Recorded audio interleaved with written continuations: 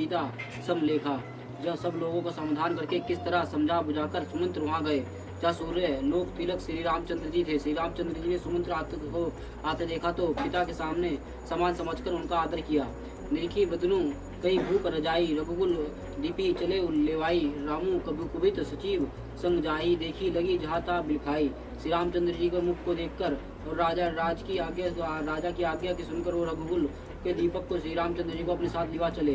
श्री रामचंद्र जी मंत्री के साथ बुरी तरह से बिना किसी लवज में जा रहे हैं। यह देखकर लोग जहाँ तहाँ विषाद कर रहे हैं। जाई देख रघु वंशमणि नरपित निपट कुसुजु सही में परेव लेख सिंहानी मनु वृंद गजरोजु।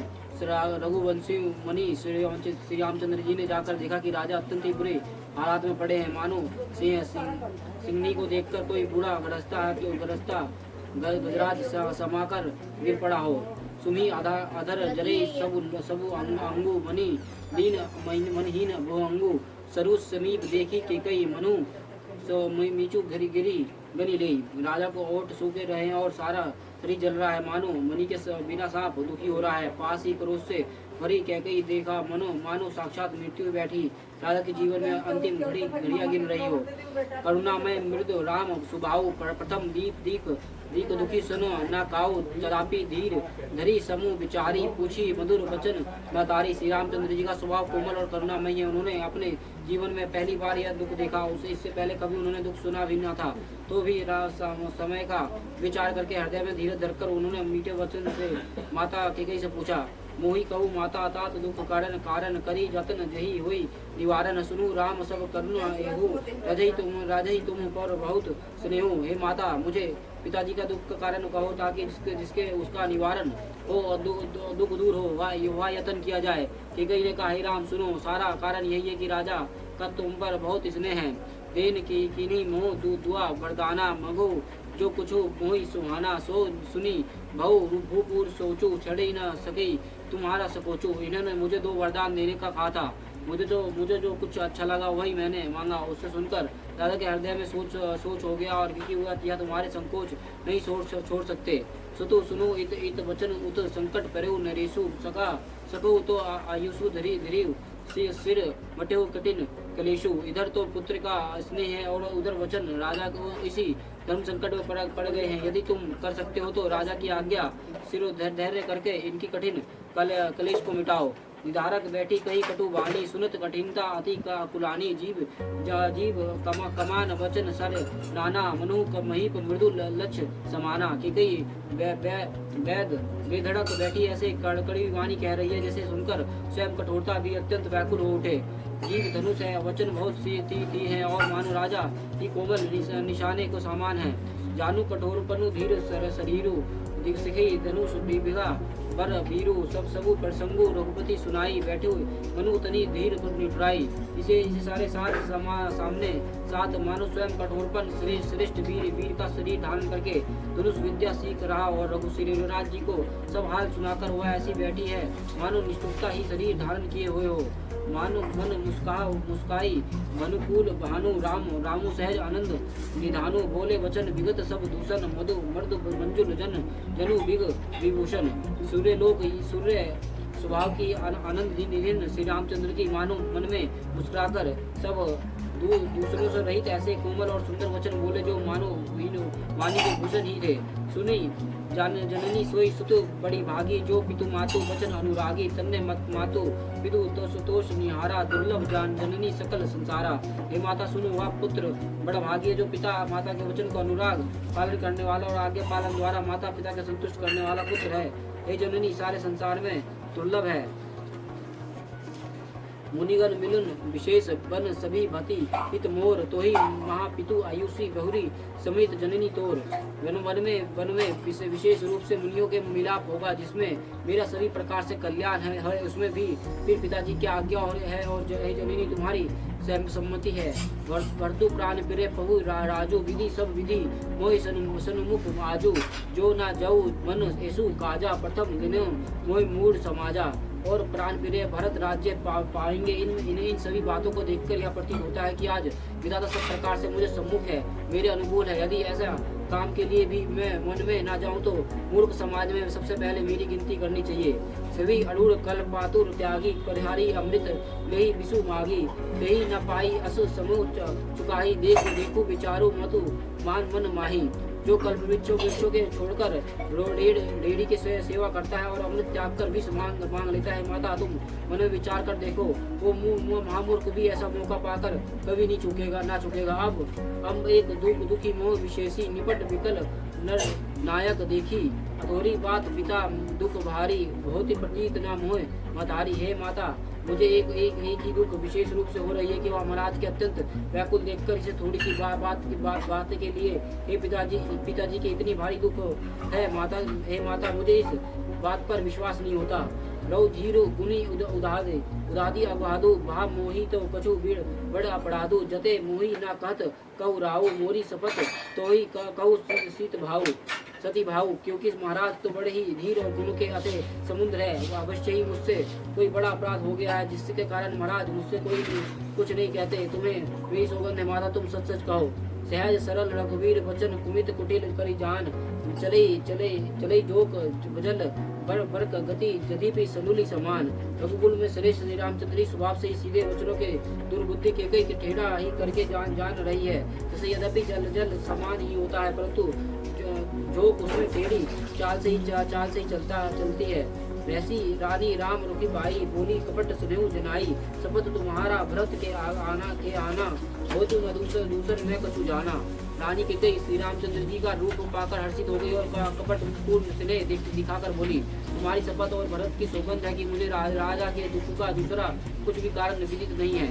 तुम्हें अपराध जो भी नहीं तथा जाननी जनक बंधु सुखदाता राम सत्य सब जो कछु कहू तुम्ही पितु माता वचन प्रति आहु। हे तथा तत्व तुम अपराध की योग्य नहीं हो, तुमसे माता पिता अपराध बन पड़े यह स्वभाव नहीं है। तुम तो माता पिता के भाइयों के सुख देने वाले हो। हे राम तुम जो कुछ कह रहे हो सब सत्य है। तुम पिता के माता के वचन को पालन में तत्पर हो। पिते बुझी कहू बिनी सुहाई तोते पर जो अजसी ना होई तुम्हें साम सुहान सचत जई दीने उचित न तसु निरादरु कीने। मैं तुम्हारी बलहारी जाती हूँ, तुम पिता को समझाकर वही बात कहो जिससे चौथेपन में इनका प्रयास न हो और जिसे पुण्यों ने इनका तुम जैसे पुत्र दिया है उसका निरादर करना उचित नहीं। लगी कुमुक वचन शुभ कैसे मगा गयाजी तीर्थ जैसे रमी मधु वचन सब भाए जिमी सुरसरी गति शरीर सुहाए। केकई के बुरे मुख में यह शुभ वचन कैसे लगते हैं जैसे मगध देश में गया आदि तीर्थ श्री रामचंद्र जी के माता केकई के सब वचन ऐसे अच्छे लगे जैसे गंगा जी में जाकर अच्छे बुरे सभी प्रकार के जल सुंदर हो जाते हैं। गई मूर्छा रवि सुमीर नृप फिरी करावट लीना सचिव राम आगमन कही विनय समय सब कीना। इतने में राजा की मूर्छा देह हुई और उन्होंने राम का स्मरण करके राम राम कहकर फिरकर करवट ली। मंत्री ने श्री रामचंद्र जी का आना कहकर समय अनुकूल व्यक्ति की अविनीपी काकिनी रामु पगु धीर धारे धरी धीर तुम मैन उभारे सचिव सभारे राउर बैठारे चरण परत मीर रामु निहारे। जब राजा ने सुना कि श्री रामचंद्र जी पधारे हैं तो उन्होंने धीरे धर के नेत्र खोले और मंत्री को संभाल कर राजा को बैठाया और राजा ने श्री रामचंद्र जी को अपने चरणों में पड़ते देखा। ये नहीं विकल उर लाई गे मनी मनु पिनकी पड़ फिरी पाई रमी चिते रहु नर नाहु चला विलोचन बरी प्रभाऊ। स्नेह से विकल राजा ने राम जी को हृदय से लगा लिया मानो सांप ने अपनी खोई हुई मणि फिर पाली हो। राजा दशरथ जी ने श्री राम जी को देखते ही रह गए और उनकी नेत्रों से आंसू की धारा बह चली।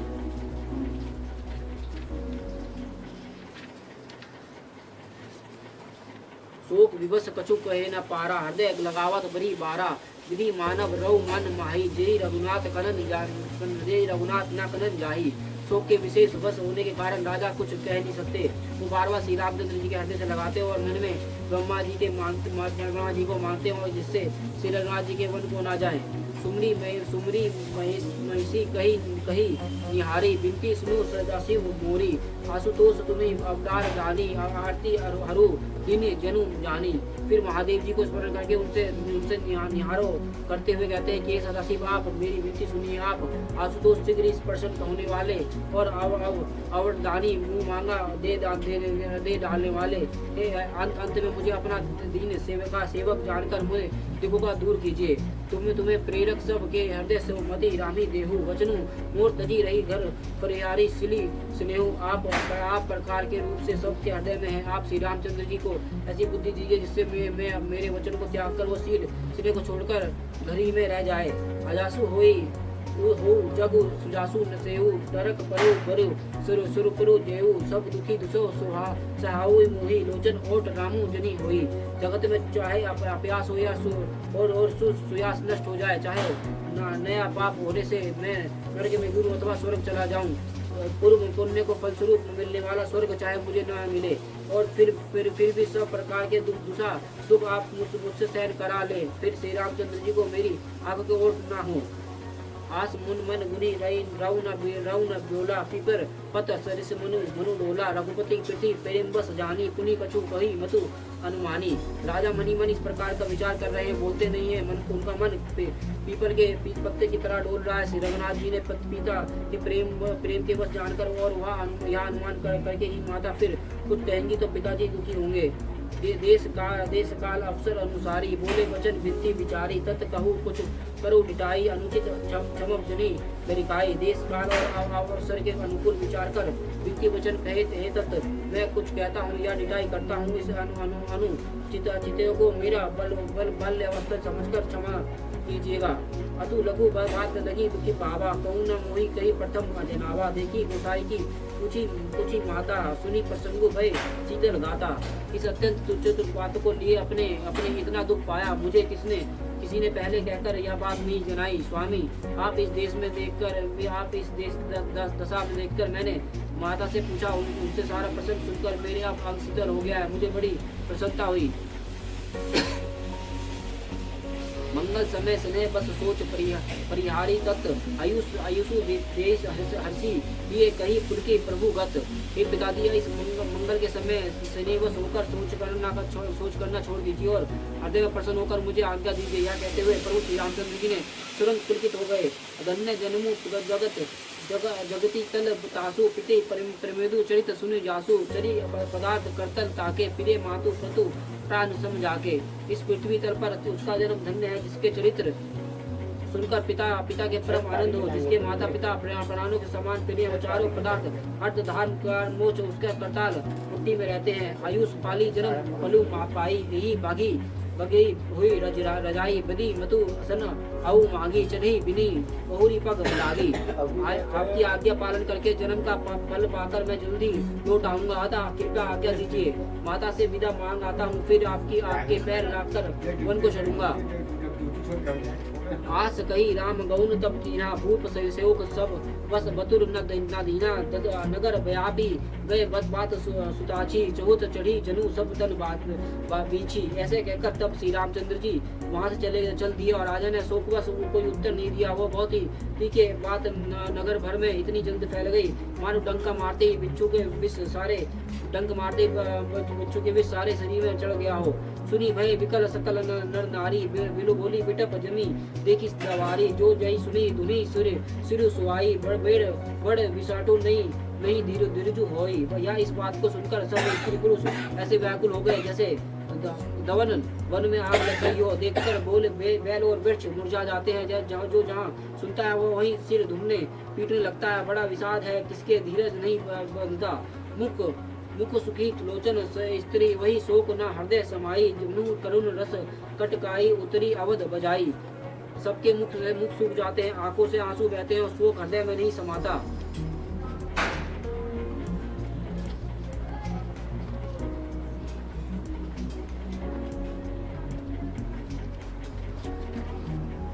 मानो करना की सेना अवध पर डंका बजाकर उतर आई हो।